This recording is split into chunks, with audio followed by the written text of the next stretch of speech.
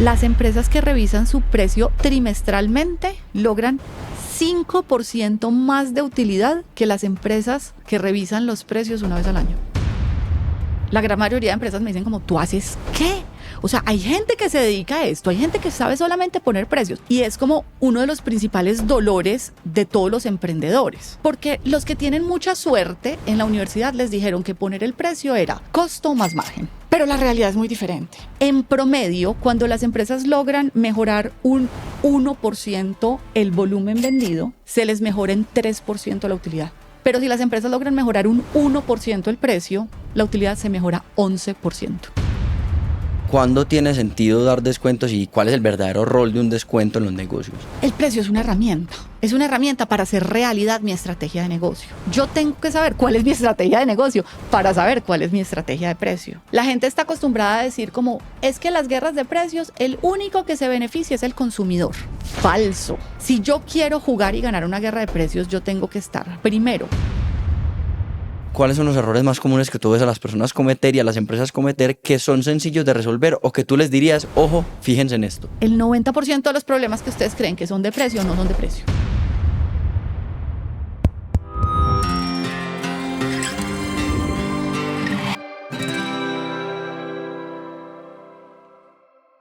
Ana, me emociona mucho este episodio porque conversando con Dani, que es una parte fundamental de este proyecto y para los que no saben todavía, que deberían ya saberlo, es mi socio, siempre me habla del precio y cómo es un misterio todo este mundo. Entonces, pues qué mejor que estar sentados con una experta en todo el tema de pricing.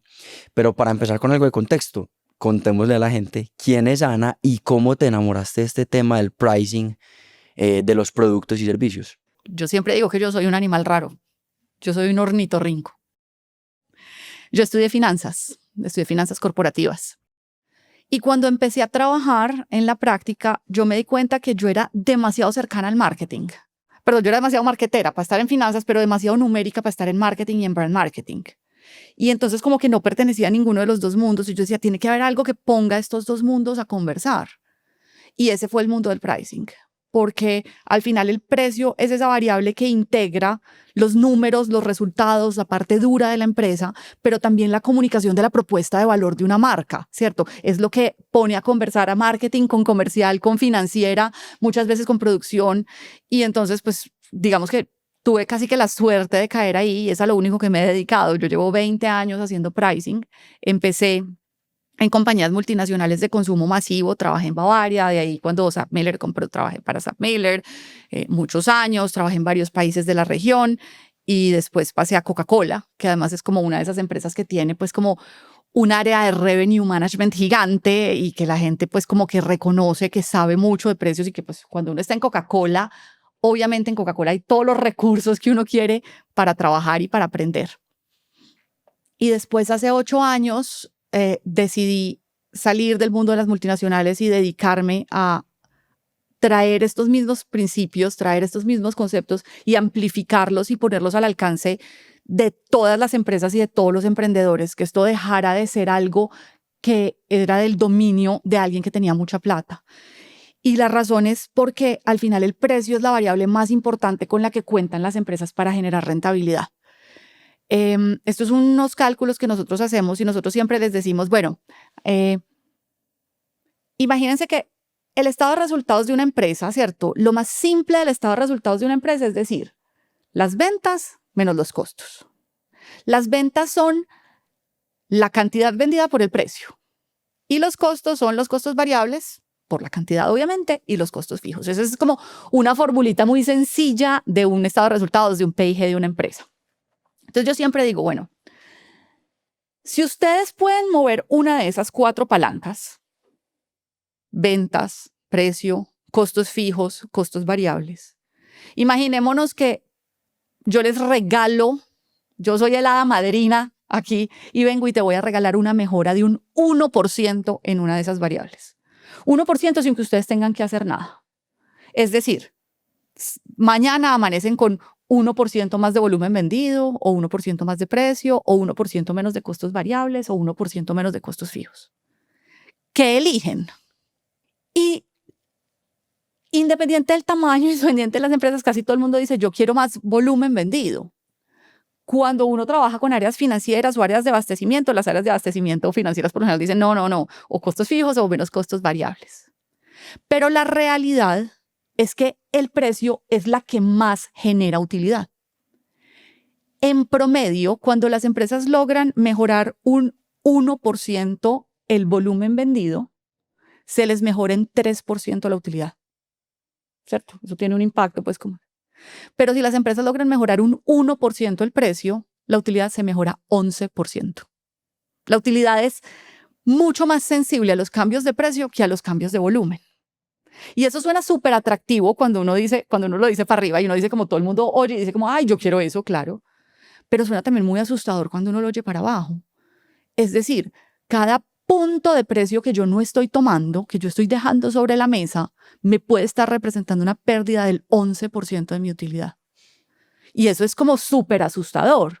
Entonces, como que con este concepto y este principio y este poder que tiene el precio, pues nosotros en Pricer lo que hacemos es que trabajamos con empresas de todas las industrias, de todos los sabores, de todos los tamaños, en toda Latinoamérica, para ayudarles justamente a entender ese poder del precio y capturarlo efectivamente. Ana, ¿y por qué crees que el precio es tan incomprendido? Mejor dicho, la gente, ¿por qué no entiende cuál es el impacto que tiene el precio? ¿Será que a la gente le da miedo mover el precio? ¿Será que hay tabús detrás del precio? ¿Qué es lo que hace que la gente no entienda que es una variable tan importante y que solamente esa variable puede afectar en un 11% de las utilidades? Yo creo que es desconocimiento. Es desconocimiento de todas las programas de negocios, incluyendo pregrado y posgrado en Latinoamérica. Menos del 10% tienen pricing dentro de su pensum. Las universidades no enseñan a poner precio.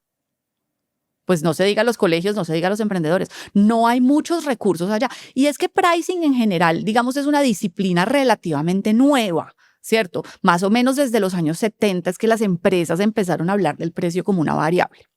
Entonces, las empresas no saben. Y no solo no saben, sino que no saben lo que no saben. La gran mayoría de empresas me dicen como, ¿tú haces qué? O sea, hay gente que se dedica a esto, hay gente que sabe solamente poner precios. Uy, siquiera, porque a mí me dolía mucho. Y es como uno de los principales dolores de todos los emprendedores. Porque los que tienen mucha suerte en la universidad les dijeron que poner el precio era costo más margen. Es decir, costee su producto y diga cuánto se quiere ganar. Ah, yo me quiero ganar el 30%, listo, ese es el precio. Pero la realidad es muy diferente, ¿cierto? Porque cuando yo pongo precios costo más margen, yo no sé si yo estoy dejando dinero sobre la mesa o estoy saliéndome del mercado. No solo eso, sino que en la clase de contabilidad de la universidad, fijar costos es súper fácil, ¿cierto? Asignar los costos. Este costo es fijo y este costo es variable. Eso es súper transparente. Pero en la realidad de un negocio, costear es dificilísimo, es súper complicado. Si uno es un emprendedor, y digamos que, no sé, yo voy a sacar una línea de maquillaje. Yo sé que me van a maquilar las primeras 5,000 unidades, digamos, a un precio de $5 por unidad. Pero cuando yo pase de las 5,000 unidades, me baja el costo de la producción a $1 por unidad. ¿Qué costo utilizo? ¿El 5 actual o el 1 futuro? Porque si utilizo el 5 actual, pues entonces mi producto va a salir muy caro y de pronto no voy a llegar tan rápido a ese volumen que necesito. Pero si utilizo el 1, voy a estar perdiendo plata durante un tiempo y entonces fijar precios con base en el costo, que es como lo que más se oye y lo que la gente más conoce, pues realmente ha demostrado que no es la forma más efectiva de fijar precios porque deja fuera muchas cosas, pero la gente no sabe qué otras cosas hay para hacer. Me parece chévere que nos quedemos en este tema y hablemos de otra forma en la que se fijan precios. Me acuerdo hace demasiados episodios, estábamos hablando con un emprendedor que tuvo una asesoría con alguien que le estaba ayudando con precios y le dijeron como mire 2 por encima, 2 competidores por encima, 2 por debajo y 2 en su misma categoría y mire dónde fijar su precio. Hablemos de cuando se fijan precios basado en la competencia. Fijar precios con base en la competencia es lo que tú dices. Yo voy, miro el mercado y digo dónde quiero estar. Quiero estar igual a este. Quiero estar por encima de este. Quiero estar 30% por debajo de este. Fijar precios con base en la competencia también es común, ¿cierto? Tiene una ventaja y es que me garantiza pues que ya no me estoy saliendo del mercado, ¿cierto? Yo ya sé que estoy jugando con las reglas de la industria. Sin embargo, fijar precios con base en la competencia tiene varios retos también y tiene varios riesgos. Uno, el principal para mí es, le estoy regalando a mi competencia el manejo de esa variable que ya dijimos es la variable más importante para mi rentabilidad. Es lo más importante que yo tengo para hacer plata y estoy dejando que la competencia sea el que lo defina. Que si la competencia sube, yo subo, y si la competencia no sube, entonces yo no puedo subir. Es un poco peligroso. Además, dependiendo de la industria y todo, a veces, pues, encontrar los competidores es difícil. ¿Quién vende lo mismo que yo? A veces no es tan claro. O, dependiendo de las industrias, encontrar los precios de la competencia puede ser súper difícil. Hay industrias muy opacas, ¿cierto? En el mundo del desarrollo del software. Eso no es como comprar bombombunes, que uno entra a la página y dice, el bombombún aquí está 700, aquí está 600, aquí está 500.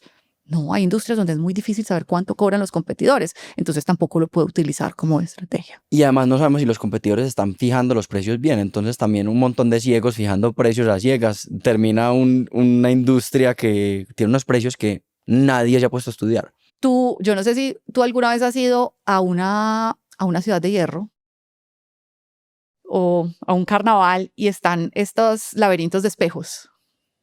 Y entonces cuando uno llega a los laberintos de espejos, hay un punto siempre en que hay como espejos uno al frente de otro. Pero esos espejos están un poquito distorsionados, ¿cierto? Y no son espejos perfectos, sino que este tiene una curvita y este tiene otra curvita. Y entonces lo que pasa es que se empiezan a replicar esas distorsiones y se empiezan a magnificar. Esa es la imagen que a mí se me viene a la mente cuando fijamos precios con base en la competencia. Él está cometiendo un error, por la razón que sea, porque su contador se equivocó, por lo que sea. Y entonces yo lo cojo y lo magnifico. O lo que es peor. Entonces, imagínate, vos y yo montamos negocios. Y yo digo, no, somos competidores, vamos a ser competidores. Pucha. Y yo digo, ¿saben qué? Yo tengo que estar en precios 10% por debajo de Distinto. Y Distinto dice, no, yo voy a estar en precio igual a Pricer. Entonces ustedes fijan 100 y yo vengo y me pongo a 90. Entonces ¿ustedes qué hacen? Bajan a 90. Entonces yo digo, entonces yo ya tengo que estar 81. Entonces ustedes bajan a 81. Y cuando menos nos hemos dado cuenta, estamos en la famosa guerra de precios. Y todo el mundo dice, cuando yo les pregunto, ¿quién inició la guerra de precios? Todo el mundo dice, el vecino. Y no es el vecino, somos nosotros cuando no tomamos esa responsabilidad por esa variable tan importante. Siempre nos ha sorprendido este dato. El 73% de quienes disfrutan de nuestro contenido no están suscritos a nuestro canal de YouTube ni nos siguen en plataformas de podcast como Spotify o Apple Podcasts. Así que, si quieres ayudarnos a seguir trayéndote el mejor contenido semana tras semana, la forma más sencilla y gratuita de hacerlo es suscribiéndote a nuestro canal de YouTube o siguiéndonos en la plataforma donde nos escuchas. Muchas gracias, significa mucho para nosotros. Me pareció muy interesante, quedándonos en este tema de guerra de precios, aprovechando que estamos en la comparación de la competencia, que tú decías que no necesariamente las guerras de precio a veces eran malas. Pues que no todas las guerras de precio eran malas. ¿En qué momento es una guerra de precios mala? ¿En qué momento es buena? O, mejor dicho, ¿cómo podemos entender una guerra de precios para quienes no saben qué es una guerra de precios? ¿Y cuándo puede ser beneficiosa para una compañía y cuándo no? Listo. Entonces, las guerras de precio, yo oigo mucho, yo tengo una particularidad. Las guerras de precio existen. Hay compañías que las saben jugar. Es muy difícil jugar una guerra de precios. La gente está acostumbrada a decir es que las guerras de precios, el único que se beneficia es el consumidor. ¿Cierto? Hemos oído todos decir eso. Falso. Falsísimo. Porque si en una guerra de precios todas las empresas empiezan a bajar precios, todas las empresas empiezan a perder utilidad. Y cuando las empresas empiezan a perder utilidad, ¿qué sacrifican? Primero, calidad. El consumidor está perdiendo calidad. Si la guerra de precios continúa, en una segunda etapa, ¿qué se pierde? Innovación. Las empresas ya no tienen dinero para invertir en innovación. El consumidor está perdiendo la posibilidad de comprar cosas que serían mejores, más eficientes, etc. Y si la guerra de precios continúa, se pierden industrias completas, se van industrias completas. y se pierden trabajos y se pierde la economía. Entonces las guerras de precios son súper peligrosas. Hay un cálculo que hizo la Universidad de Harvard que a mí me pareció impresionante y es cuando analizaron la primera gran guerra de precios de las aerolíneas en Estados Unidos en 1992. En un año de guerra de precios, la industria borró todas las utilidades que había generado desde su inicio. O sea, casi 40 años de utilidades de la industria de aviación comercial se borraron en un año. ¿Quién se beneficia de eso? Es muy difícil. Eso no quiere decir que no haya casos de guerras de precios exitosas. ¿Quiénes saben jugar las guerras de precios exitosas? Los chinos. En China hay muchos ejemplos de empresas que han logrado grandes cambios y darle la vuelta a industrias completas, por ejemplo, con los televisores a color o con los hornos microondas. Hay quienes dicen que esto tiene que ver con aspectos culturales, ¿cierto? Que los chinos saben esto y piensan en el arte de la guerra, el Sun Tzu, y los líderes corporativos de ellos que han logrado estas guerras de precios pues se vuelven icónicos como Henry Ford para nosotros.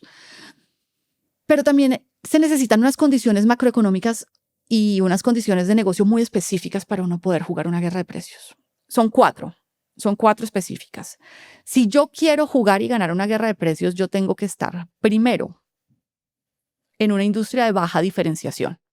Es decir, debe ser muy fácil para el comprador cambiarse hacia mi producto o hacia mi servicio. No debe haber muchas barreras. Segundo, debo tener mucho potencial de crecimiento, sea porque puedo crecer mucho la industria o porque puedo comer mucha participación de mercado. ¿Listo? El caso de los hornos microondas en China era interesante porque era crecer la industria. Un porcentaje muy bajo de los hogares tenía hornos microondas. Entonces, listo, crezcámoslo vía penetración. El otro caso era televisores a color. Pues había mucho mercado de televisores a color. Este jugador era pequeñito, me lo puedo ganar. Tercero, tengo que estar en una industria de economías de escala. Es decir, cada producto adicional que yo venda me tiene que costar menos que el anterior. Y hay muchas empresas que fracasan en este punto. Porque entonces estoy todo planeado, digo, no, yo le voy a jugar a los precios y de pronto mi volumen estalla. Y ya no tengo cómo atender eso. Y entonces ya para poder atender esa demanda, para poder atender esa venta, me toca construir una planta nueva, me toca contratar 25 consultores, me toca tener un equipo comercial nuevo y me toteé. Y cuarto, y el más importante, yo tengo que partir de unos márgenes altos. Mi empresa tiene que ser rentable para poder yo sacrificar esa rentabilidad por precio. Y eso pues como que las matemáticas te lo dicen y es difícil que la gente haga esos cálculos. Y las industrias se recuperan rápido de eso, porque por ejemplo en la industria de las aerolíneas, o sea, yo sigo sintiendo que, o sea, no ha cambiado mucho la verdad desde el 92 que hubo esa crisis. Eso no se recupera fácil. Yo cuando trabajaba en Coca-Cola en Perú, me tocó vivir una guerra de precios importante contra Pepsi. Es una historia muy bonita porque es una historia de las consecuencias no deseadas del precio. Coca-Cola quería quitarle un contrato de exclusividad a Pepsi con los cines.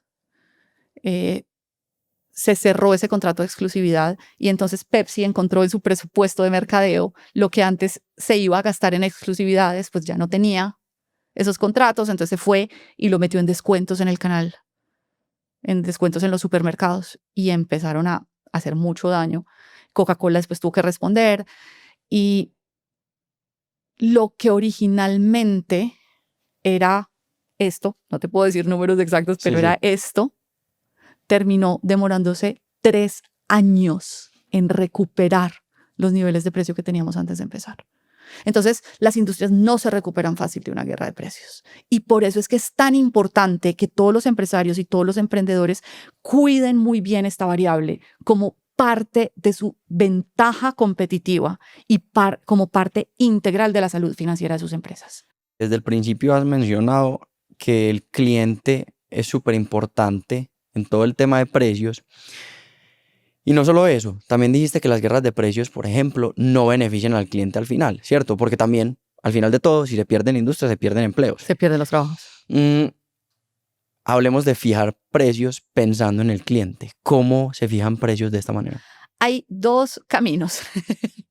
Cuando la gente piensa en fijar precios con base en el cliente, piensa en los famosos precios SM, según el mercado.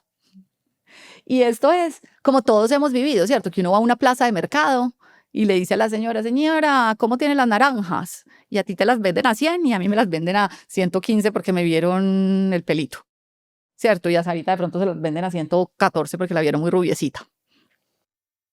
Y entonces, ahí pasa una cosa. Fijar precios de esa manera, pues tiene una gran ventaja y es que obviamente a los comerciales les encanta porque es súper bueno para cerrar negocios, ¿cierto? Pues esos precios que me garantizan que con el que yo hablo, encuentro qué es lo que quiero, le doy el precio que está dispuesto a pagar y cierra. Pero tiene unas desventajas. La primera es que los financieros pues odian esa forma de fijar precios porque pues es cero predecible. Yo no sé mi P&G para dónde va. Yo no sé si yo voy a vender, el cliente que va a llegar por la puerta va a ser el cliente caro, el cliente barato, el cliente más o menos. Pero segundo, fijar precios con base en los clientes erosiona la confianza en mi producto, en mi marca, y erosiona la confianza de las relaciones comerciales. Y esto es muy delicado. Nosotros tenemos un caso de o sea, se los digo, me lo sé en todas las industrias, una clínica que le facturaba a diferentes EPS con diferentes listas de precios. Y de pronto una EPS compró a otra y se dio cuenta que a esta otra le estaban facturando más barato. Entonces, venga, renegociamos. Pero también hay una BPO que le facturaba a dos clientes de dos industrias diferentes y resulta que los gerentes de estas dos empresas jugaban golf juntos y un día se pusieron a conversar. Venga, ¿y usted por qué le están cobrando 30% menos que a mí? Y también está la compañía manufacturera donde el practicante se equivocó y le mandó a un cliente la lista de precios de otro cliente. Y esa me la sé en todas las industrias, se los prometo. O sea, nos toca lidiar mucho con esto. Cuando uno fija precios con base en los clientes, no le puede justificar al cliente los cambios de precio. Y entonces, pues primero, acostumbra al cliente uno a regatear. Ya. El cliente se acostumbra a negociarme el precio siempre. Pero segundo, pasan estas cosas que en el largo plazo pueden destruir empresas y destruir industrias. Cuando yo estaba hablando con Dani de todos los productos, servicios y todas las cosas que queremos generar para potenciar realmente a los emprendedores que nos escuchan y a la comunidad que estamos creando, una vez yo me acuerdo que le mandé un mensaje a Dani, yo no sé si Dani se acuerda, que le dije como, Dani, no se trata del precio, se trata del valor. O sea, no se trata de verdad del número que les vamos a cobrar, sino cómo perciben lo que le estamos entregando, si tiene el valor suficiente. No importa si les cobramos 10, si ellos creen que están pagando algo que vale 100. Y cuando estaba hablando contigo, me contabas que la forma sostenible de verdad de fijar precios y la más sana para las finanzas de la empresa y la que le hace justicia a poder potenciar esas utilidades de la empresa es fijar precios según el valor. ¿Qué significa fijar precios según el valor? Listo, entonces fijar precios según el valor parte de reconocer que los clientes no pagan por productos, los clientes no pagan por servicios, los clientes pagan por beneficios. Esos beneficios pueden ser funcionales, tangibles, pero esos beneficios también pueden ser emocionales, ¿cierto? Yo puedo pagar por agua porque me quita la sed, o yo puedo pagar por agua porque me hace ver como una persona saludable, o yo puedo pagar agua porque me hace ver como una persona exclusiva y conocedora que trae su agua directamente de un manantial en Finlandia, ¿cierto? El agua es el agua, es el agua. La pregunta es ¿por qué estoy consumiendo yo ese producto? ¿Por qué estoy comprando? Y entonces ahí lo que decimos es que la gente que tiene las mismas necesidades valora lo mismo. Y cuando valora lo mismo, está dispuesto a pagar de la misma manera. Entonces, lo que yo hago correctamente es entender cuáles son esas necesidades. Y ojo, el precio nunca es una necesidad, ¿cierto? Nadie compra nunca por precio. Yo elijo entre las opciones que hay la que tiene la mejor relación precio-valor para mí. Pero yo no compro porque algo esté muy barato, a menos que yo tenga esa necesidad, ¿cierto? Si estamos en Bogotá a las 6 de la mañana y está haciendo un frío horrible, pues ¿qué necesidad tienes tú de que yo te venda una limonada frozen?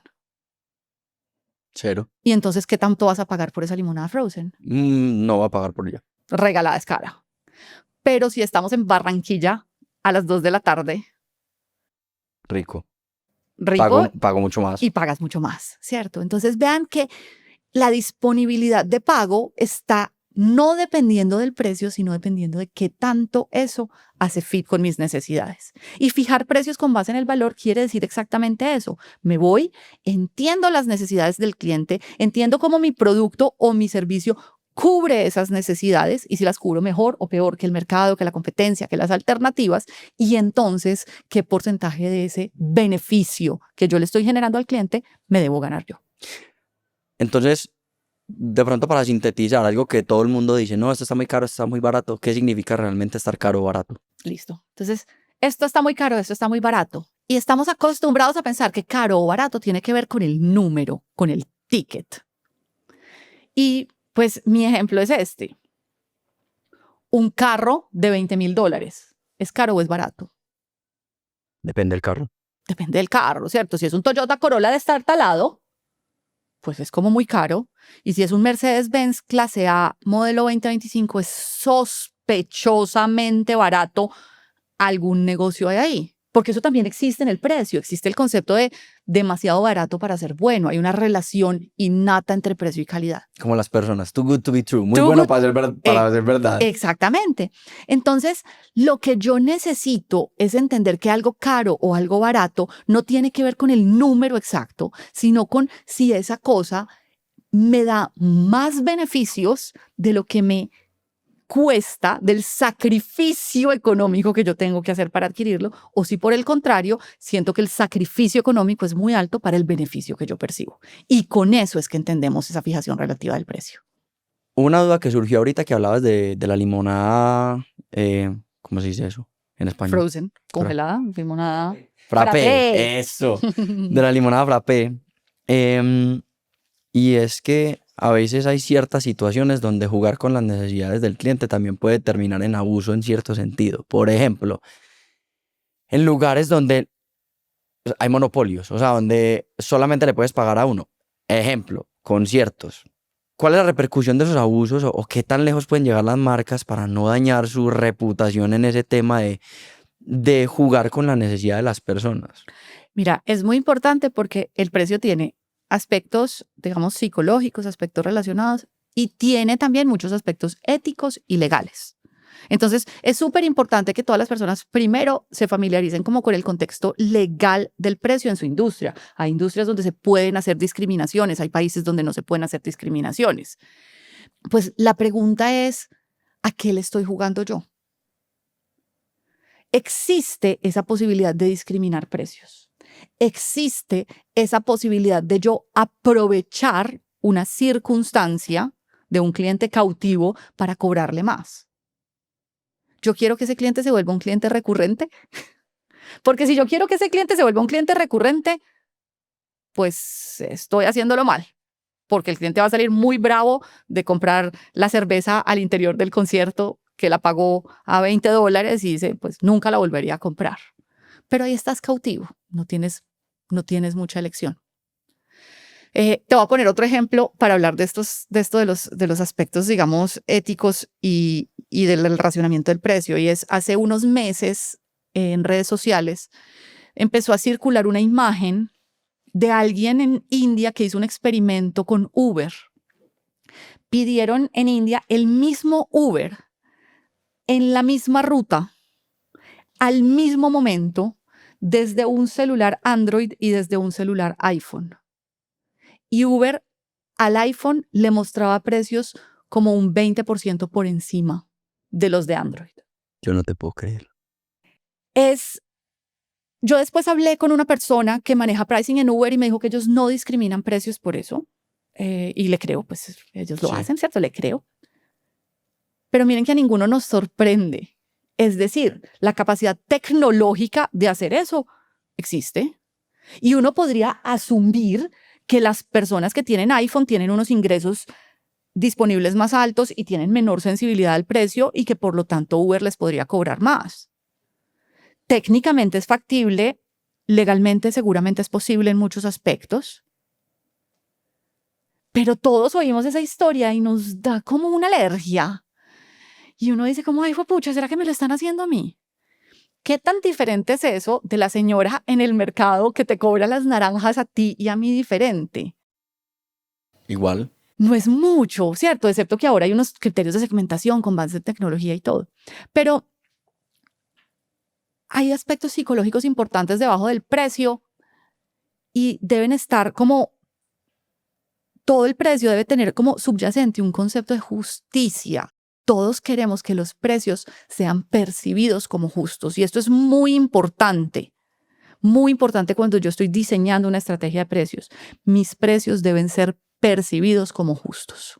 A ver, en cierto sentido, el precio es una negociación. No sé si la estoy hiperembarrando, pero es una negociación indirecta con el cliente que te está pagando. Y es, yo te estoy entregando valor, tú miras y me pagas. Y esa negociación, como todas las negociaciones, tiene que ser justa. Cuando estábamos hablando, me dijiste que, a ver, yo vi tu empresa y yo dije, pricier, ok, pricing. Y uno decía, ¿qué es esto tan hiper específico? Pero quizás mucha gente no entiende que hay muchas variables detrás del precio. Y me contaste que había 4 variables importantes que influyen en el valor de un producto o servicio, que eran el cliente, el momento, el canal y el contexto. Cuéntame un poquito de eso.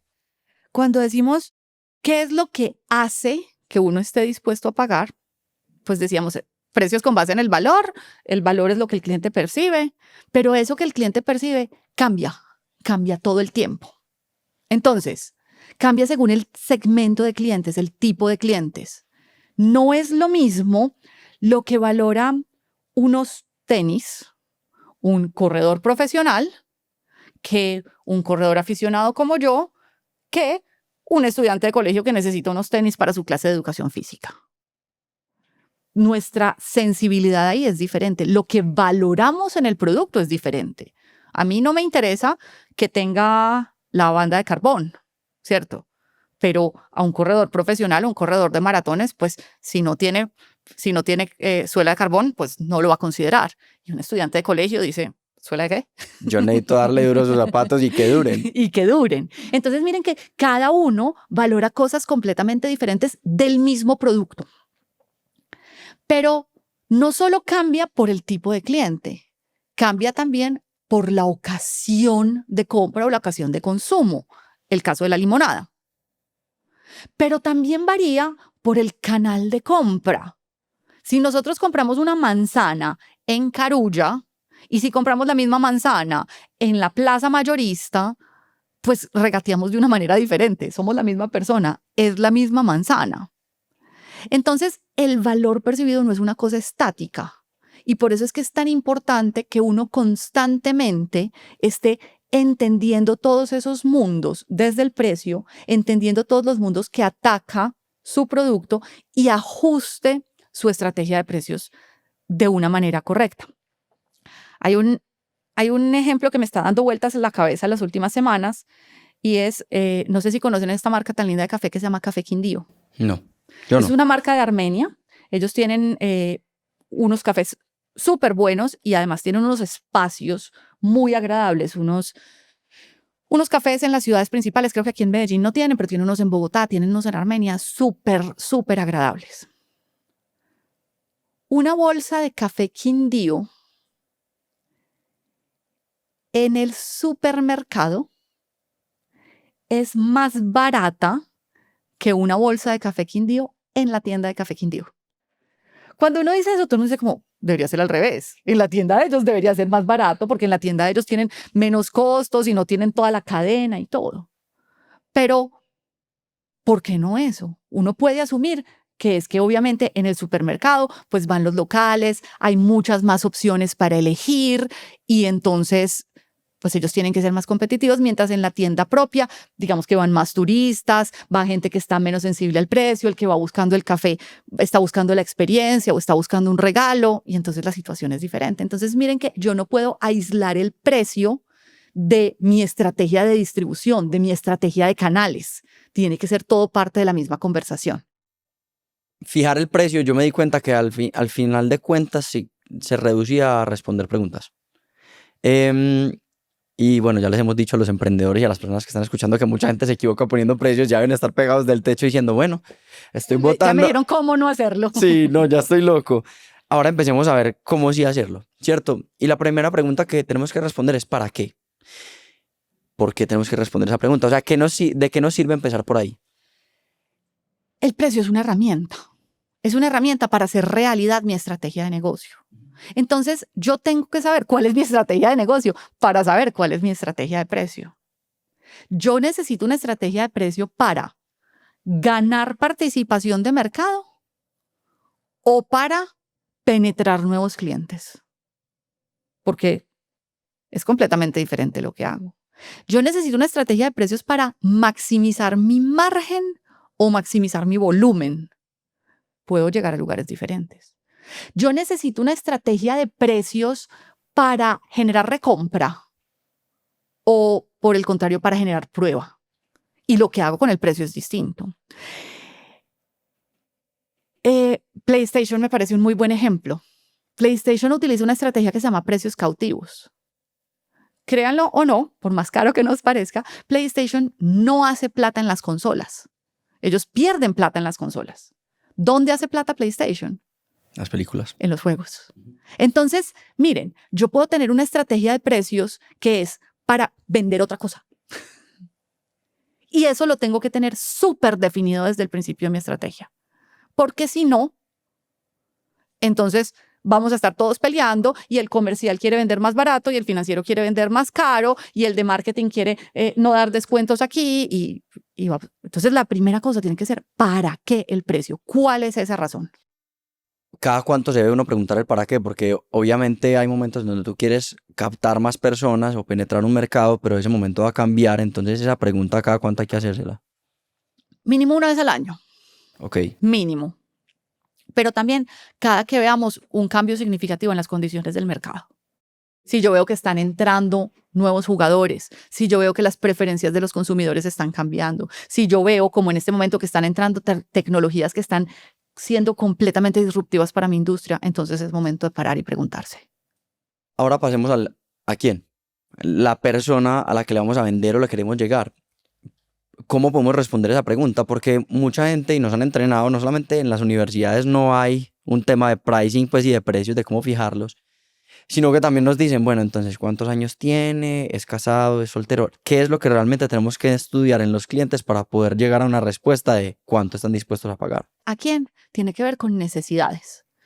¿Quiénes tienen esas necesidades en común que me llevan a mí a ofrecerle mi servicio? Si yo estoy vendiendo agentes de inteligencia artificial, no es lo mismo la empresa que me viene a comprar agentes de inteligencia artificial porque quiere reducir sus costos que la empresa que quiere agentes de inteligencia artificial porque quiere aumentar sus ventas. Que la empresa de abogados que quiere un agente de inteligencia artificial para asegurarse que todos sus procesos están meticulosamente documentados y cumplidos. Esas tres necesidades, como decíamos, me llevan a que la gente valore mi producto o mi servicio de una manera diferente y entonces esté dispuesto a pagar de una manera diferente. Ana, ¿y cómo se llega a esas necesidades? Porque hacer esas preguntas es tan difícil.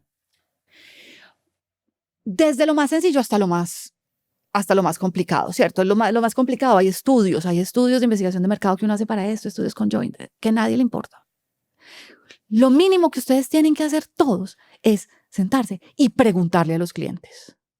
Venga, ¿usted qué es lo que necesita? Y si no me puedo preguntar a los clientes, como mínimo me tengo que sentar y hacer hipótesis. Siéntese con ChatGPT un rato y digan, venga, yo tengo este producto. Ayúdame a listar las necesidades. ¿Cuáles serían las razones por las que los clientes compran este producto? Muy importante, no son las razones por las que los clientes me compran a mí. Es las razones por las que los clientes compran a mí o a la competencia o al producto alternativo, para yo poder empezar a descubrir cuáles son esos 3 o 4 o 5 segmentos de necesidad que son los que van a guiar mi estructura de ahí en adelante. Ana, la tercera pregunta es ¿por qué? cuando yo estaba leyendo más o menos un poquito sobre cómo definir estas estrategias de precio, hubo como cierto conflicto entre ese a quién y por qué. Porque se puede confundir muy fácil entender por qué atributos están dispuestos a pagar y cuáles son las necesidades del cliente. ¿Cuál es la diferencia entre a quién y por qué? Y por qué, he dicho por qué, por ahí 400.000 veces, entonces no se vayan a confundir, por favor. ¿Y por qué hay que responder esa pregunta como tercer paso para definir una estrategia de precios? Listo. Entonces, ¿a quién llegamos a las necesidades? ¿Por qué es los clientes que tienen esas necesidades cómo eligen? Y cómo eligen es cómo comparan, cómo deciden y por qué pagan. Y aquí hay algo muy importante. Estamos como súper acostumbrados a decir, no, es que este es el valor agregado de mi producto. ¿Y cuánto cobras? Lo mismo que la competencia. Entonces no es tu valor agregado. Valor agregado son aquellas cosas por las que los clientes nos pagan. Pagan más. Si no, no es valor. Entonces, imaginémonos que estamos vendiendo vino. Qué rico. Nos encanta a todos el vino. Las necesidades. Bueno, debe haber un segmento de necesidades de vino que tienen que ver con acompañar comidas del día a día versus otro segmento de necesidades que tiene que ver con celebraciones. Listo. Son dos necesidades completamente diferentes y ya podemos entender que como que la cosa va por lados diferentes. Ahora, ¿qué valoran los clientes? ¿Qué hace que los clientes digan, estoy de acuerdo con que ese vino sea más caro que este otro vino? Estoy de acuerdo con que este vino tenga un precio más alto que este otro vino. Entonces uno dice, el origen. A todos nos parece lógico que los vinos franceses sean más caros que los vinos colombianos. Ah, listo. ¿Qué cosas no son valoradas por los clientes? La uva, por ejemplo. Eso es cuestión de gustos. A ti te puede gustar más el Carmener, a mí me puede gustar más el Merlot. Pero eso no quiere decir que el Carmener sea más caro que el Merlot. Entonces, mira que es un atributo del producto que no necesariamente es un atributo de valor. Entonces, aquí la invitación que yo les hago siempre es listen todas las características de sus productos. Las propias y las de los competidores, las que tengo, las que quiero tener, las que los competidores tienen y yo no tengo. Y cada una de ellas digan, venga, ¿qué tan importante es esto para mi cliente? Alto, medio y bajo. Y después, ¿qué tanto está dispuesto a pagar el cliente por esto? Alto, medio y bajo. Y ahí hacen un cuadrito súper sencillo que les empieza a decir, mira, hay cosas acá que son importantes para los clientes, pero que no pagan mucho por ellas. Esos son los atributos básicos. Eso es lo que sí o sí le tengo que dar a todo el mundo. Hay cosas que ni son importantes para los clientes y los clientes no pagan por ellas. Por favor, desprioricémosla, cambien ahí su ruta de innovación, vean cómo ahorran esa platica, lo que sea. Hay cosas que son muy importantes para los clientes y que los clientes pagan mucho por ellas. Fantástico, eso es lo que me permite a mí premiumizar, ¿cierto? Sacar versiones de mayor precio. Venga, las meto aquí y cobro por ellas, no las meto y cobro lo mismo de abajo. Y hay unas que quedan por acá raras, que son como, no le importan mucho a los clientes, pero los clientes pagan mucho por eso. Y eso es lo que yo llamo los toppings. A mí me encanta aquí hacerles la analogía de las heladerías. Persimmon. Persimmon lo hace súper bien. Persimmon es una marca de helados de aquí. Es una marca de helados de aquí de Medellín y lo hace súper bien. Persimmon, ¿qué tiene? Tiene los helados base, el helado de vainilla. Tiene unos toppings que son los premium. Le quiere la salsa de chocolate, quiere la salsa. Y tiene otras cosas que son súper especiales. Ah, quiere el helado alto en proteína, quiere el helado vegano. Y entonces eso le da a uno la posibilidad de jugar con infinitas combinaciones y de pagar exactamente por las cosas por las que uno está dispuesto a pagar. No quiere el maní. No lo pague. No le pague, no le ponga el maní. Pero no es decirle a Persimmon, ay, yo quiero tu helado, pero tu helado está muy caro. Dame un descuento. No, Persimmon dice, ¿quiere el helado más barato? Pues no le ponga maní, o no le ponga la salsa, o no le ponga tantas fresitas, o no le ponga las burbujitas de fresa, póngale la fresa picada. Y ni siquiera empieza ahí, sino que empieza también en el tamaño. O sea, si quiere el helado más barato, pídalo sin nada y pídalo pequeño. Exacto. Ahí está. Exacto. Entonces, mira que cuando hicimos esas primeras preguntas, Pues ya la última pregunta, el cuánto, es natural. Porque yo ya sé para qué el precio, a quién le estoy vendiendo, por qué es lo que el cliente paga, entonces yo ya sé cuánto cobrarle. Y cuando llegamos acá, es como magia porque llevamos todo este tiempo y no hemos hablado siquiera de un número, pero entonces cuando yo les digo, vean, el 90% de los problemas que ustedes creen que son de precio no son de precio, son de portafolio. ¿Cómo cojo yo todos esos atributos y los combino de diferentes maneras para poder cobrar más, en vez de coger lo mismo y cobrar más? Te voy a dar un ejemplo. Chocorramo. Para la gente que no es de Colombia, Chocorramo es una institución aquí en Colombia, ¿cierto? A todos nos encanta, es un ponquecito cubierto de chocolate. Todos tenemos Chocorramo en el corazón en Colombia. A mí no me gusta. Yo sabía que se esperaba esa reacción. Chocorramo es un postrecito con el que todos hemos crecido, todos lo compramos, ¿cierto? Es muy transversal, se ve de toda Colombia, en todas las edades. Uno compra Chocorramo cuando está en el colegio, cuando está grande, ¿cierto? ¿Qué tan factible crees tú que sería que Chocorramo duplicara su precio? Uf, imposible. Súper difícil. Que Chocorramo diga, ya no valgo esto, ahora valgo el doble. Muy complicado. Sin embargo, lo hizo. No te puedo... ¿Cómo ¿Cuándo? duplicó el Chocorramo su precio? Las esquinas de Chocorramo sacaron un nuevo producto que es solo las esquinitas, que es lo que más nos gusta a todos, comernos la esquinita cubierta de chocolate, Menos y a mí. sacaron una bolsita de esquinas de Chocorramo. El Chocorramo tiene un precio por gramo en los supermercados de más o menos 35 pesos por gramo. Las esquinas de Chocorramo cuestan 76 pesos por gramo. Duplicaron el precio de su producto sin subir el precio de su producto. Y creo que ahí está la gran magia del precio.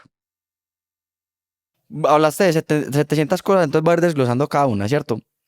Primero, tú dices, no, el cuánto es natural. Honestamente, yo te voy a ser extremadamente sincero. No tendría ni idea qué número poner. O sea, llegar al número me parecería todavía un misterio. Eso es ensayo y error. ¿Cómo se llega a esa cifra? O sea, después de entender absolutamente todo, yo ya tengo que tener unos indicios de más o menos en qué rango tiene que estar la cifra. Pero para yo tirar el dardo y decir, ¡ay! No sé cómo hacerlo. Todavía estoy perdido. Pues sí, te lo digo pensando también en lo que yo estoy viviendo en este momento con Dani. Listo, entonces vamos a hacer dos cosas. Primero, sí, siempre hay un poco de ensayo y error. En pricing hay mucho de ciencia y hay un poco de magia y hay un poco de experiencia. Entonces aquí es donde los experimentos, las versiones, el feedback de los clientes, el feedback del equipo comercial es muy válido. Bueno, ahí surgieron otras dos preguntas que tenía y era si hay que jugar con diferentes versiones y con los toppings que ahorita hablábamos del helado, ¿cuándo tiene sentido sacar un solo producto y un solo precio? Es raro. Cada vez es más raro. Yo personalmente, compañías monoproducto, monoprecio, las veo súper difíciles desde la perspectiva de que no están maximizando sus oportunidades de monetización. ¿Cuándo? Cuando desde la estrategia de costos, digamos que hay una ventaja súper grande por hacerlo. Pero yo sí creo que todas las empresas desde el principio deben empezar a pensarse como empresas de portafolio, como negocios de portafolio, donde yo ofrezco diferentes alternativas de precio y valor para que la gente seleccione la que es más apta para ustedes. ¿Por qué? Porque si yo solo tengo un producto y un precio, mi cliente tiene 3 opciones: comprarme, abandonarme o regatearme. Y de esas 3 hay 2 que yo no quiero. Y te voy a poner un ejemplo. No sé si con las botellas de agua. Ahorita hablas de botellas de agua, listo. Hazte de cuenta que hay una botella de agua barata, ¿cierto? Pero en el ejercicio que acabamos de hacer, la empresa se da cuenta de que hay una necesidad en un segmento que está dispuesta a pagar más. ¿Cuándo tiene sentido usar una marca diferente o cuándo la misma marca para productos más premium o productos en otros segmentos? Yo creo que no hay una regla al respecto. Cada marca tiene eso en marketing lo llaman la liquidez de la marca, ¿cierto? Cada marca tiene una liquidez diferente, tiene esa capacidad de subir y bajar mayor o menor. Para mí lo importante ahí es que haya barreras naturales. Con barreras naturales me refiero a que el cliente que está comprando el producto caro, pues no simplemente pueda voltear y comprar el mismo producto más barato y viceversa, porque ese es como el principal error. Alguien de mi equipo estaba este fin de semana en una feria y compró mantequillas de maní en feria, a promoción, con precio de feria. Y después al ratico llegó al supermercado y las encontró más baratas. No. Y yo decía, bueno, de pronto no es culpa de la marca, de pronto es los supermercados que a veces hacen eso por romper los precios y por generar tráfico y lo que sea. Pero el punto es que si uno va a hacer esas estrategias de precios diferenciados, uno tiene que ser como muy cuidadoso de esos rieles de las marcas. Una marca que lo hace bien es Cerveza Corona. Cerveza Corona maneja 2 posicionamientos a nivel global. Cerveza Corona es una marca mainstream en México, es la marca base, es la marca, digamos, más masiva de cerveza que existe. Pero en el resto del mundo, Cerveza Corona es una marca premium, es una marca más cara que el resto de las cervezas. Y ellos trabajan esa dualidad de comunicación, trabajan esa dualidad de posicionamiento y lo han logrado de una manera efectiva. Tengo otro caso súper chévere de una empresa que vendía unas pinturas anticorrosivas. Y las usaban como para pintar puertas de garajes y cosas pues como en el sector industrial. Y empezaron a darse cuenta que esas pinturas eran muy valoradas por la industria automotriz, que las usaban para pintar la parte de abajo de los carros y evitar pues que hubiera corrosión. La industria automotriz, obviamente, imagínense, está mucho más dispuesta a pagar por eso que la industria metalmecánica. Pero el mismo producto pues no iba a dar para esas dos cosas. Entonces, ¿qué hicieron ellos? Ni siquiera cambiaron la marca, abrieron un negocio completamente diferente. Y a la industria automotriz no le vendieron pintura, le empezaron a vender piezas pintadas. Y esto yo creo que es lo último, lo más avanzado de lo que uno habla cuando está pensando en pricing. Y es, se vale hacer todo lo anterior y decir cuánto cobrar. Y yo digo, ¿cuánto cobrar? Al final es la pregunta más aburridora. De ahí viene la nueva pregunta buena y es ¿cómo cobrar? ¿Cuál es esa unidad de cobro? ¿Cuál es esa métrica de cobro? ¿Cómo puedo cambiar yo las reglas del juego para que haya menor sensibilidad al precio y mayor percepción de valor de mi producto? Y eso es, digamos, donde el precio se vuelve mucho más arte, mucho más magia, pero también donde se vuelve muchísimo más rentable. ¿Ustedes creen que ya habían acabado? ¿Que pusieron el número y ya estaban Y listos? llegaron. Pues no. Vamos a lo que tú decías, al cómo cobrar, que me parece muy interesante, sobre todo ahora que con la tecnología se ha visto más que se juegan con los modelos de monetización hasta llegar al que encuentran que es el adecuado para su servicio, su producto, su mercado. ¿Cuáles son los diferentes modelos de monetización que pueden tener las empresas y de qué depende que yo escoja uno sobre el otro? Por ejemplo, una suscripción a un, no sé, un cobro único. Cuéntame un poquito sobre eso. Modelos de monetización hay muchísimos. Cobrar por uso o por usuario, cobrar tarifa plana o freemium, cobrar por feature o por paquete. Cantidades. La métrica de cobro la elijo yo. Puede ser tan simple como cambiar la unidad. Zipcar en Estados Unidos lo único que hizo fue cambiar la unidad. Ya no te alquilo el carro por días, sino que te lo alquilo por horas. Entonces cambiaron la unidad y se llevaron una participación de mercado muy importante. Hay formas de no solo cambiar la unidad, sino cambiar la métrica. Entonces existe una compañía de seguros en Estados Unidos que se llama Allstate y ellos cambiaron la forma de cobrar seguros vehiculares. Los seguros por lo general se cobran con base en pues, el valor del carro, básicamente. Y ellos dijeron, no, vamos a cobrar el seguro es por kilómetro recorrido. Si usted maneja más, paga más. Si usted maneja menos, paga menos. Y eso tiene mucho sentido. Uno dice como, ve, sí, me suena. Entonces, ¿qué es lo importante cuando yo diseño un nuevo modelo de monetización? Que me sirva para alinear mis incentivos con los incentivos del cliente.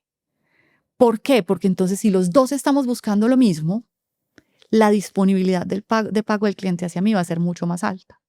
En este momento que están tan de moda todos estos cobros por inteligencia artificial y por tokens, entonces viene alguien y me dice, no, claro, nosotros cobramos por tokens Y yo le decía, bueno, pero eso es como un taxímetro. Y como pasa con un taxímetro, pues hay como un incentivo perverso, porque pues no hay nada que incentive al taxista a coger la ruta más corta o la ruta más eficiente. De hecho, todo lo contrario, mientras más lo pasea uno el taxista, pues mejor. Entonces, si hay un incentivo que hace que el cliente y yo queramos lo mismo, venga, yo no le voy a cobrar por consumo, sino que le voy a cobrar por ahorros generados. Yo no le voy a cobrar por minutos de conversación o por conversaciones abiertas, sino por leads calificados. Mientras yo más me acerque al resultado efectivo del cliente, más voy a poder cobrar por mi servicio. Entonces esa métrica de cobro también se deriva de responder muy bien las preguntas de a quién y por qué. Exactamente. Ok, interesante. También se vale alimentársela de cero, ¿cierto? También se vale tumbar y empezar, y yo digo, patear el tablero. Y también es interesante. Pero necesita uno, pues, muy buen manejo ya de los primeros principios para poder empezar a meterse con modelos de monetización. Y cuando yo tengo una métrica de cobro, yo puedo tener diferentes, o no sé si esta pregunta va a explotar en la cabeza de todo el mundo, pues no por lo buena, sino por lo abstracta que creo que va a ser, pero cuando tú eliges una métrica de cobro, tú puedes tener un modelo de monetización diferente con esa misma métrica de cobro. O sea, si yo defino, no sé, kilómetros recorridos, yo puedo tener un modelo de monetización completamente diferente con la misma métrica de cobro. ¿Cómo te lo estás imaginando? No me lo estoy imaginando, por eso es el problema, por eso dije que quiero explotar la cabeza. Por ejemplo, la métrica de cobro, aquí estoy pensando muy fuerte porque la verdad no tengo ni idea, pero pongamos una métrica de cobro, dame una métrica de cobro, la que sea. Por usuario. Por usuario. Puede que yo le cobre, no sé. Bueno, no, pero es que cambia la métrica de cobro. O sea, la métrica de cobro básicamente define el modelo de monetización. Exactamente. Y Pero cuando yo miro por usuario, al interior de por usuario, yo puedo tener diferentes cosas. Yo puedo decir por usuario, o yo puedo decirte por paquete de usuario, o yo te puedo decir por usuario, pero te cobro diferente del usuario administrador, del usuario validador, del usuario de consulta. mejor dicho, usted se puede extender y volverlo tan complejo como se quiera. Listo. Muy importante. ¿Hasta dónde? Esa es siempre mi recomendación. Uno quiere un modelo de precios tan complejo que le sirva para capturar la mayor cantidad de oportunidades del mercado, pero no tan complejo que sacrifique ejecución. ¿A qué me refiero? Que si ya es tan complejo que el vendedor necesita una calculadora científica, no lo haga. O que el cliente de pronto no lo O que el entienda. cliente no lo entiende. Cuando le dan a uno tantas opciones y tantos botones que uno dice como, ay, ¿qué era lo que yo quería? Te fuiste. Y me pasa porque hay plataformas que uno averigua y uno coge y dice, no entendí cómo me están cobrando. No entendí. A mí me pasa, HubSpot me va a perdonar, pero a mí me pasa con HubSpot. Cada que trato de entrar, siempre es como, ¿qué es lo que yo necesitaba? Con esto, sin esto, con este addon o sin este addon. Termina siendo tan complicado que uno termina diciendo como, ya no sé qué es lo que necesitaba. Entonces, acuérdense, todo se basa en esa necesidad del cliente. Si yo tengo esa necesidad clara y ese perfilamiento claro, pues ¿cómo le ofrezco a él lo que más se ajusta a esa necesidad? Entonces, si escogemos mal una métrica de cobro, la forma más fácil de identificarlo es la poca satisfacción o la poca venta. La poca satisfacción y la poca conversión. Ok. ¿Y cómo podemos adaptar ese modelo de monetización que escogemos, hablando de la complejidad? ¿Cómo podemos adaptar ese modelo de monetización a diferentes tipos de clientes? Porque puede que, por ejemplo, yo escojo una métrica de cobro, pero la necesidad de un cliente es completamente diferente al otro. ¿Cómo esa métrica de cobro puedo ajustarla tanto que sea tan buena para el cliente que necesita X o que necesita Y? O yo puedo tener una métrica de cobro diferente para cada tipo de cliente. Yo puedo tener una métrica de cobro diferente para cada tipo de cliente. Mira Canva. Canva lo hace para individuos y para equipos y para estudiantes e instituciones. Y cómo cobran cada uno de ellos es diferente, pero no solo cómo cobra, sino qué les ofrece, cuál es ese paquete de atributos. Y entonces es muy importante porque ahora en el mundo de la tecnología, pues que está tan de moda el versionamiento y todo el mundo tiene las opciones good, better, best y todo el mundo sabe ya, pues digamos, ese básico de pricing que es darle opciones al cliente, pero no son conscientes en, oiga, entre estos 3 planes, ¿qué es lo que está cambiando y por qué es que lo que está cambiando esto? No es que esto está cambiando porque esto me cuesta más. No. Tiene que cambiar porque hay un cliente que lo valora de manera diferente. Sus planes deben responder a esos segmentos de necesidad del cliente. Entonces, si yo tengo 3 planes, pues lo ideal es que esos 3 planes respondan a 3 necesidades completamente diferentes de clientes. Y sean, una de las cosas que yo siempre les digo es que esos planes sean además los mejores vendedores de sí mismos. Que esos planes me hablen de la esencia de la marca, que me digan, que yo vea ahí en esos 3 planes y yo diga claramente, me siento identificada, ya sé quién soy yo y por eso te voy a comprar este plan. No solo como, no sé cuál de los 3, entonces me llevo el de la mitad, sino que sean suficientemente diferenciadores. ¿Y cómo hacemos para que los clientes entiendan que esas diferencias de planes no son como malintencionadas, sino que están, mejor dicho, cómo explico esa diferencia de valor en cada uno de los planes que tengo y los precios que estoy poniendo para que ningún cliente se ponga bravo conmigo por decir a este tipo de personas les están cobrando menos? Los atributos. Volvemos a los atributos. A cada plan le pusiste los atributos que ese segmento valora. Y eres súper específico. Los que ese cliente valora y solo los que ese cliente valora. No metan carne con hueso, ¿cierto? Que lo veo mucho. No, que para poder tener un plan premium, entonces le meto esto y le meto lo otro y le meto lo otro y eso termina como televentas. Pero espere, y aún hay más. Y son un montón de cosas que los clientes dicen, pero yo no necesito nada de eso. No. Hagan planes con atributos de valor realmente diferenciados y digan, estos clientes valoran esto y estos otros clientes valoran esto. Y entonces para mí es natural, no, pues es que yo no soy un diseñadora profesional, yo no tengo un equipo de diseño. No necesito esas funcionalidades. Por el contrario, si yo soy una agencia, voy a decir, pues claro que necesito todas esas funcionalidades, eso está súper bien para el ejecutivo y va a ser absolutamente natural para ellos elegir. O sea que una parte fundamental del pricing también es la comunicación. Es la parte más importante. Como en toda la estrategia, ¿cierto? La estrategia es tan buena como tu capacidad de ejecutarla. Entonces, una cosa es toda la estrategia de precios que yo diseño y después al final, ¿cómo la comunico? Y eso es todo un mundo que tiene pues desde aspectos psicológicos del precio, de los famosos precios terminados en 9, que todos decimos que no somos bobos, pero pues que sí funcionan, pero también está... O sea, sí somos bobos. Nuestro cerebro es simple, Entonces todas las personas con las que yo hablo de esto me dicen, no, es que yo no soy bobo, yo sé que 9.99 es 10, pero nuestro cerebro, nosotros leemos de izquierda a derecha. Y nuestro cerebro reconoce los números como magnitudes, mayor que, menor que, no reconoce números completos. Entonces nuestro cerebro lo único que dice es, fija el primer número y mira el segundo y dice, esto es menor que esto, esto es menor que esto, esto es menor que esto. Entonces, independiente de que yo quiera decir que yo sé que 9.99 es 10, mi cerebro, cuando yo le hablo de 9.99, piensa en 9.99 como 9 y se le queda ahí anclado.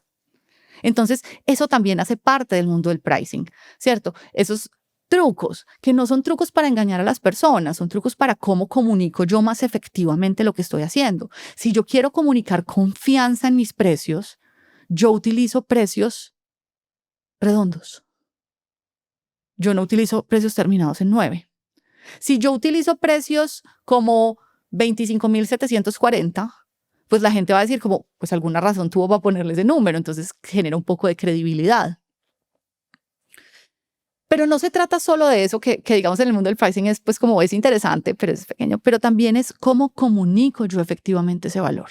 Cómo utilizo yo en mi comunicación las palabras que el cliente oye y que el cliente expresa. Voy a contarles una historia que es un poco graciosa. Nosotros teníamos un cliente de ropa interior masculina aquí en Colombia, una marca muy conocida de boxers.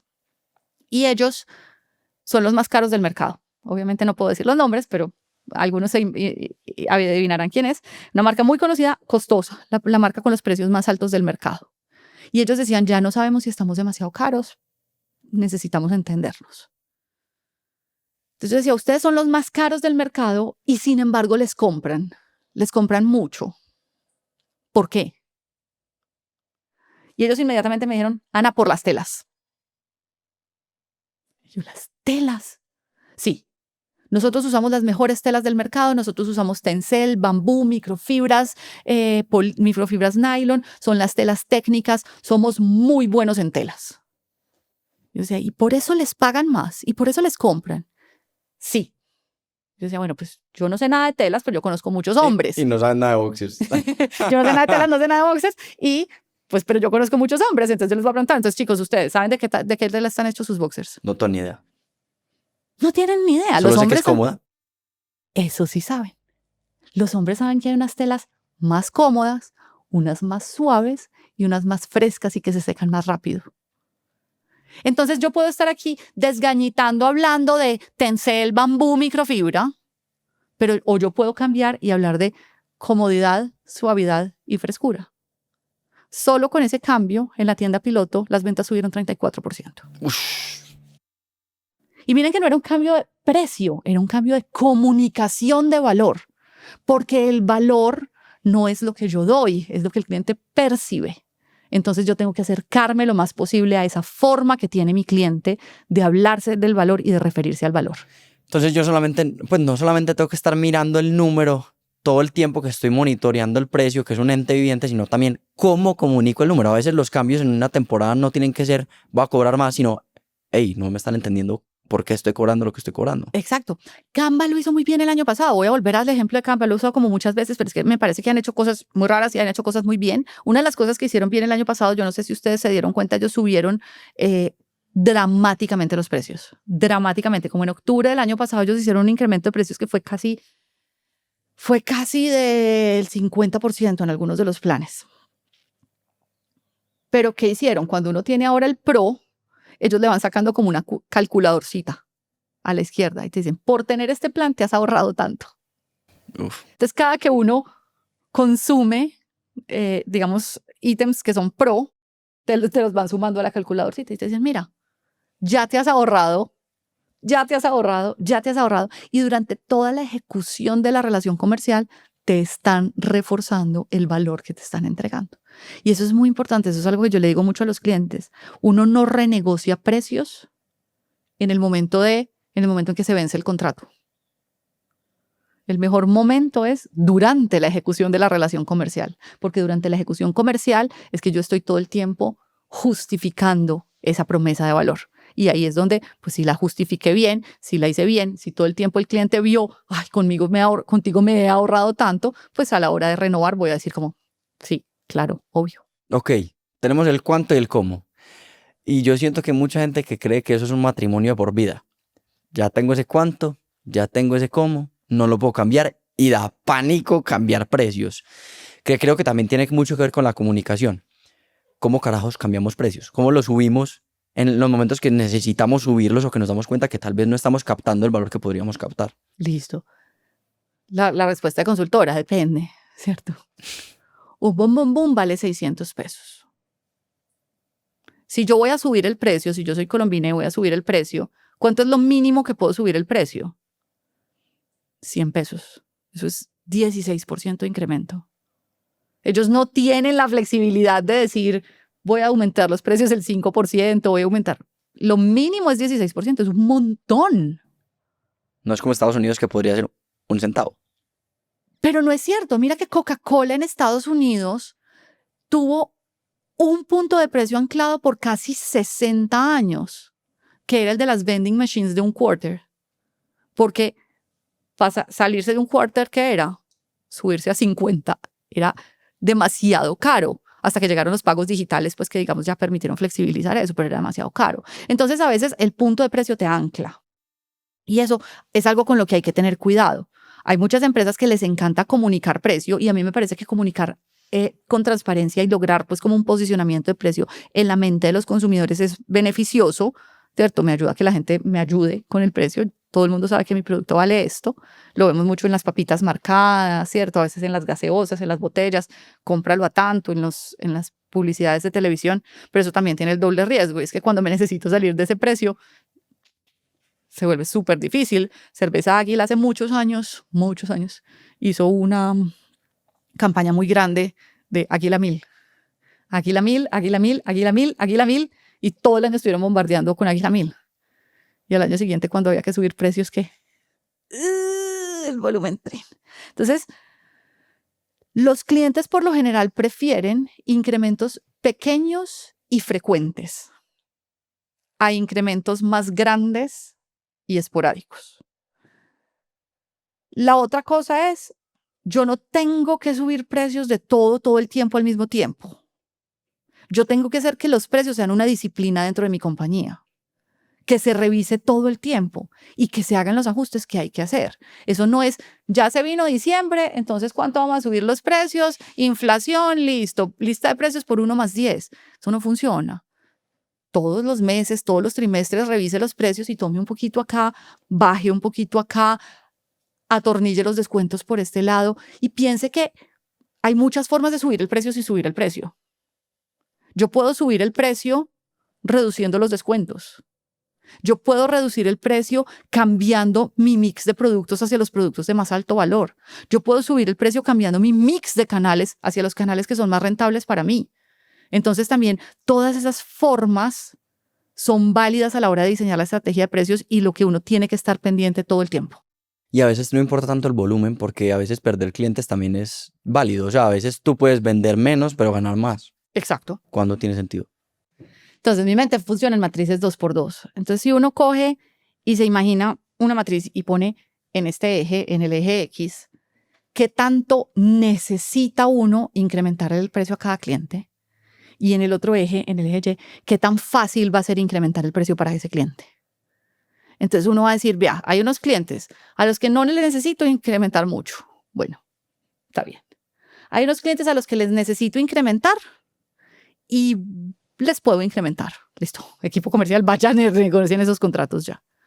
Y hay unos clientes a los que les necesito incrementar mucho y va a ser muy difícil incrementarles. Entonces ahí es donde yo necesito reevaluar la relación y ver como empresa qué me conviene. ¿Me conviene más dejar de atenderlos?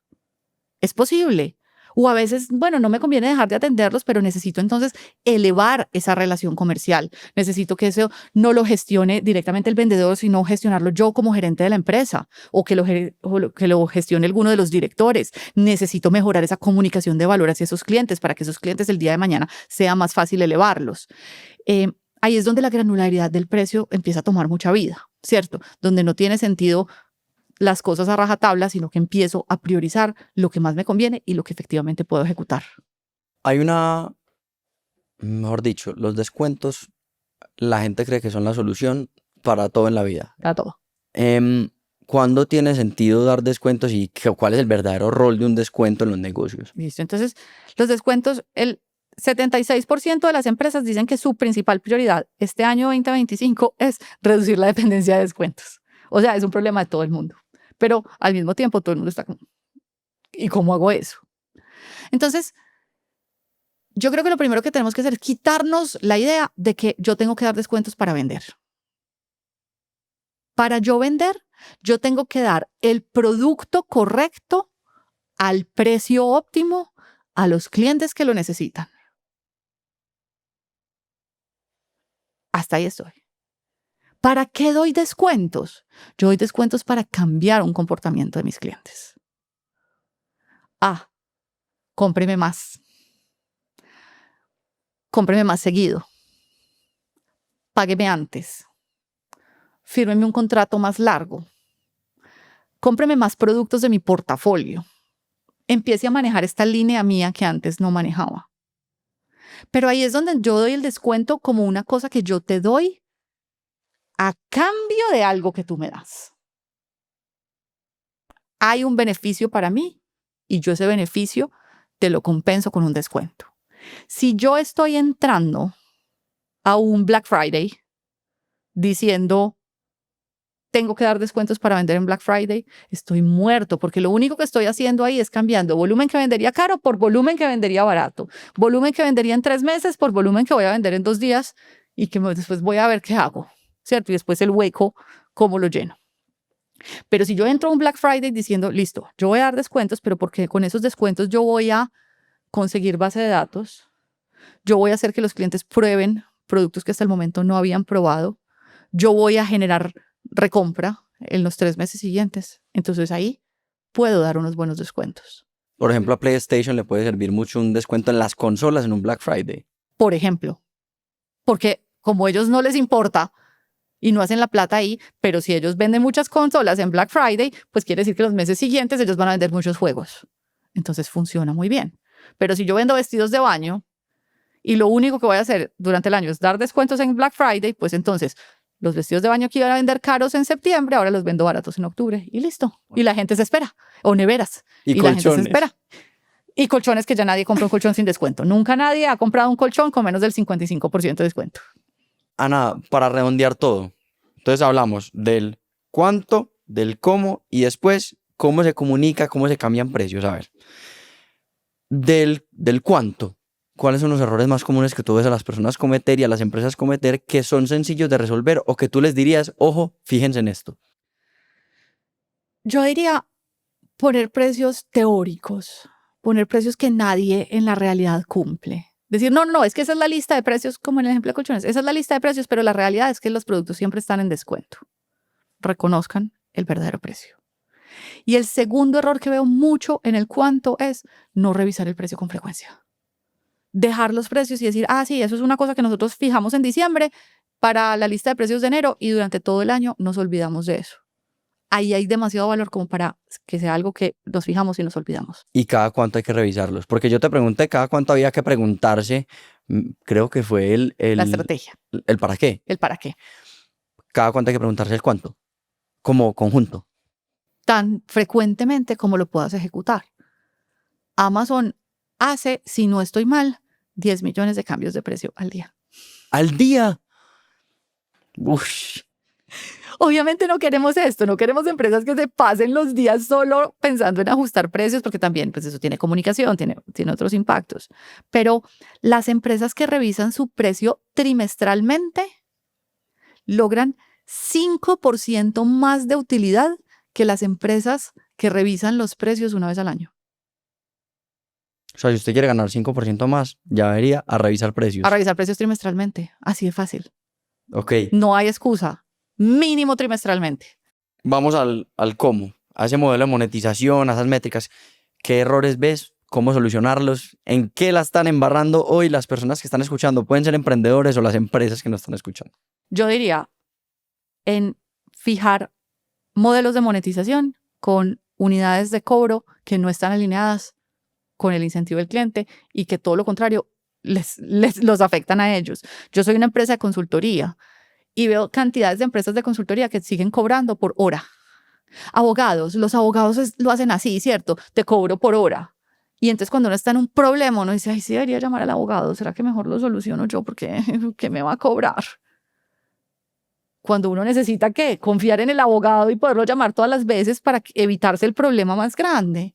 Entonces, mientras más alineado esté mi incentivo con el incentivo del cliente, mayor va a ser esa capacidad de cobro. Qué interesante, porque siento que hay industrias que tienen modelos de monetización a la antigua y nadie se los cuestiona. Hay una forma de entrar a ese mismo, mejor dicho, hay gente que dice, no, es que ya agencias de mercado hay muchas. No, ya firmas de abogado hay muchas. Sí, agencias de desarrollo de software que cobran hora a persona. Usted puede entrar y cobrar diferente, puede cobrar lo mismo, puede cobrar diferente y comunicarlo diferente y eso ser su propuesta de valor para que vengan los clientes a trabajar con usted.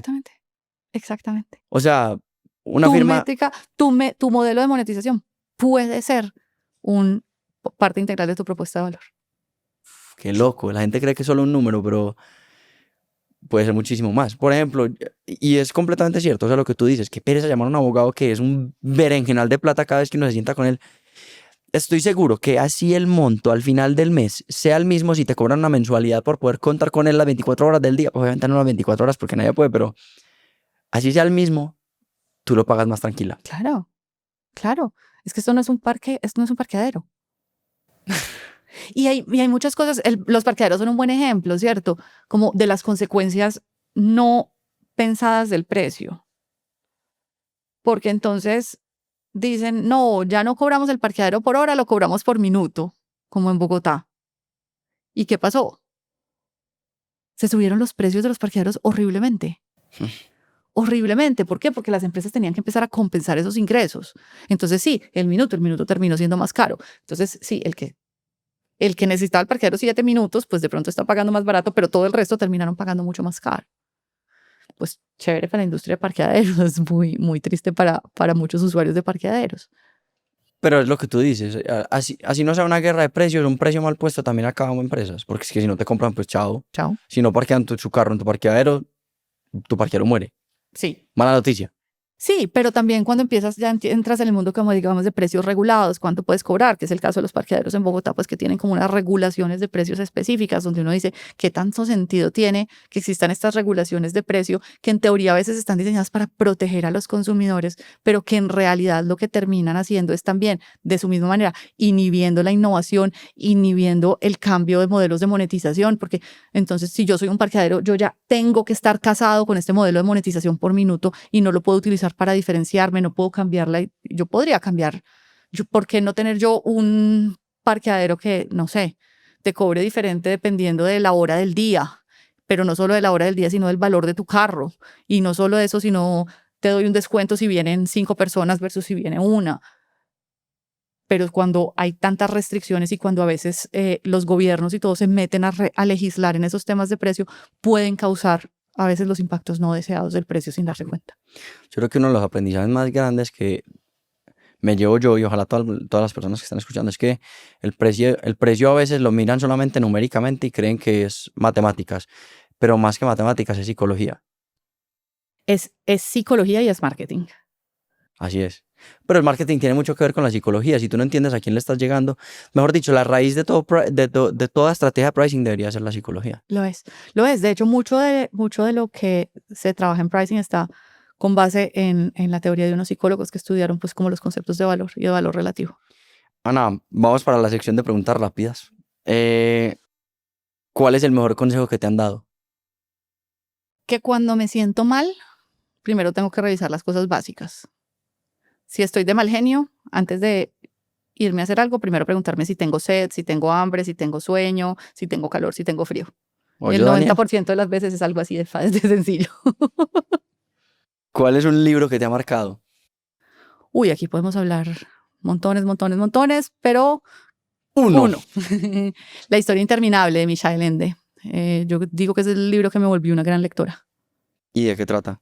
Es un libro de fantasía. No lo vas a dañar, por No favor. lo voy a dañar, es un libro de fantasía escrito por un escritor alemán, hijo de pintores surrealistas.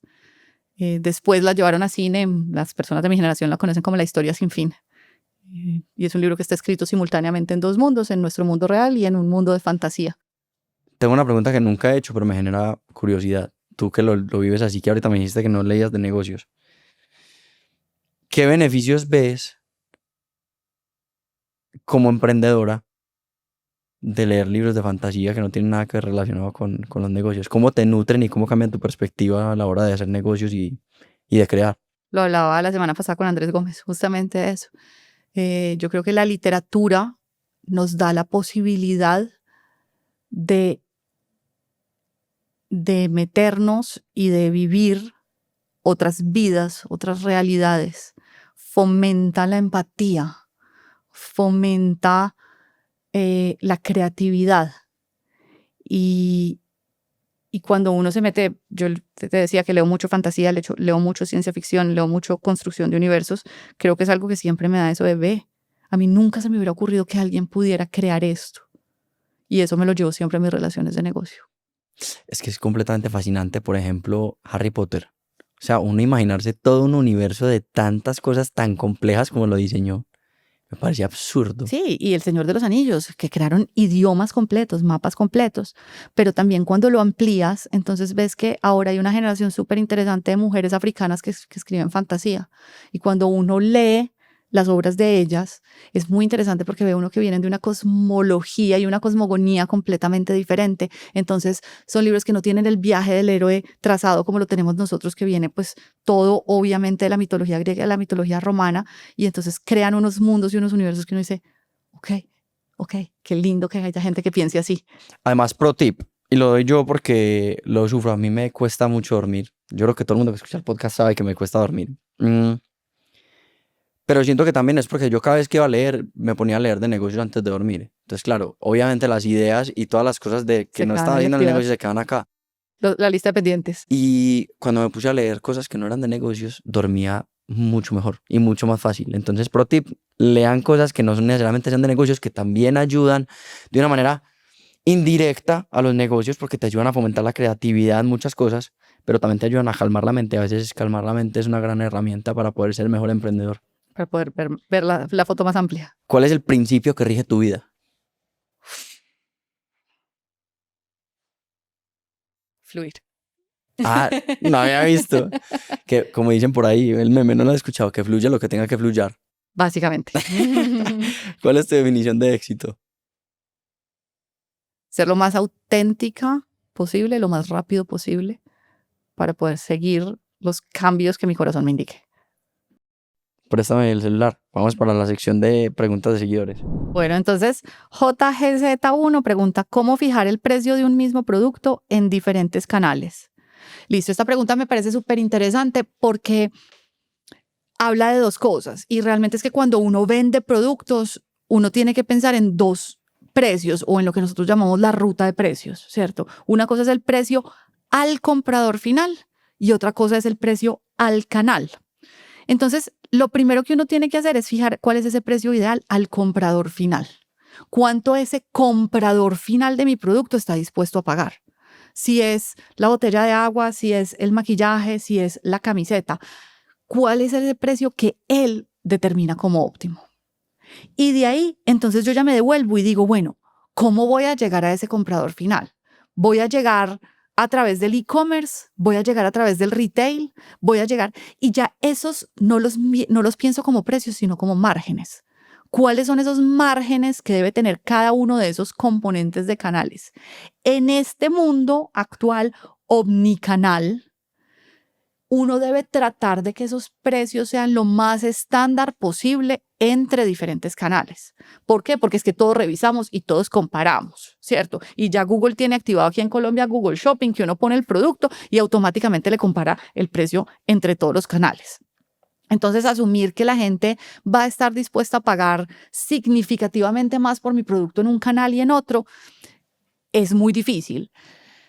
Yo puedo a veces aprovechar ciertas cosas, aprovechar el impulso para decir en este canal soy un poquito más caro porque hay impulso, ¿cierto? Pero lo ideal debe ser lo más estándar. Y de ahí entonces miro los márgenes.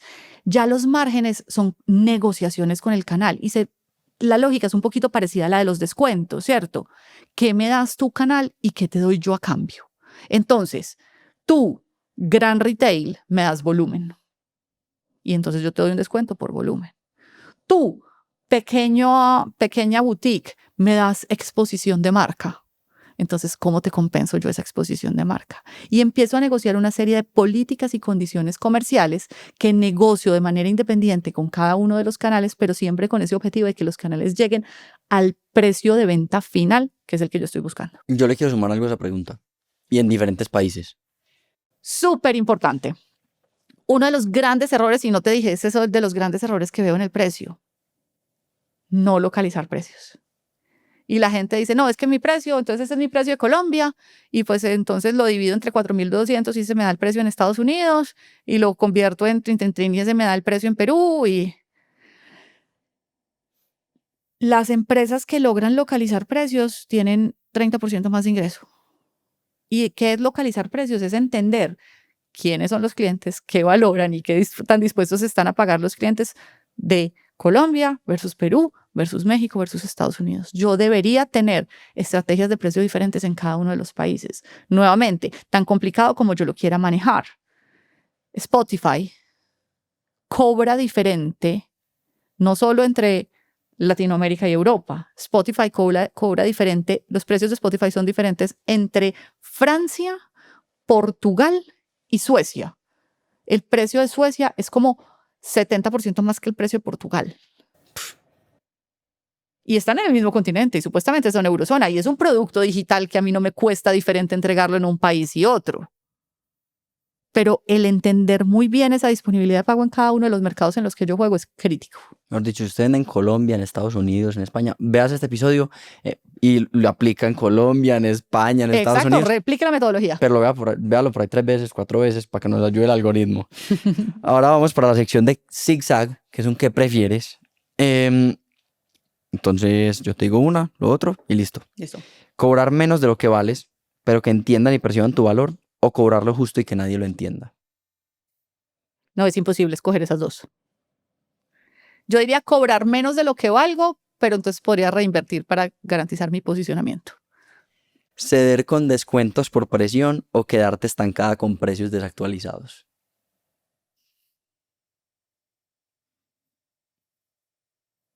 Ceder con descuentos porque los puedo corregir más fácil. Lanzas un producto y las ventas explotan, pero todos dicen que es demasiado barato. ¿Subes el precio inmediatamente o lo mantienes para aprovechar el boom en volumen? Subo el precio inmediatamente. Quedarse barato afecta muy rápido la rentabilidad y la percepción de valor de la marca. Esta me fascinó, esta la hice y yo dije, esta va a ser buena. Atinarle al cuánto y fallar en el cómo o atinarle al cómo y fallar en el cuánto. Atinarle al cómo y fallar en el cuánto. Excelente. Y ahora, fijar un precio sin entender bien al cliente o sin entender bien el mercado. Sin entender bien el mercado. Excelente, Ana, mil gracias. Estuvo brutal el episodio. Yo creo que es una variable que ayudamos a aterrizar y que mucha gente de aquí va a salir diciendo, tenemos que hacer algo con el precio, que es lo que queremos hacer. Entonces, de verdad, mil gracias por compartir tu conocimiento, por ser tan abierta y ayudarnos a todos los que estamos escuchando, porque yo también aprendí mucho en este episodio, muy generosa con tu conocimiento y nos halaga mucho que hayas querido estar acá acompañando. Muchas gracias a ustedes por la invitación y bueno, pues acá estoy súper disponible para lo que necesiten. Excelente, Dani, ven para la foto.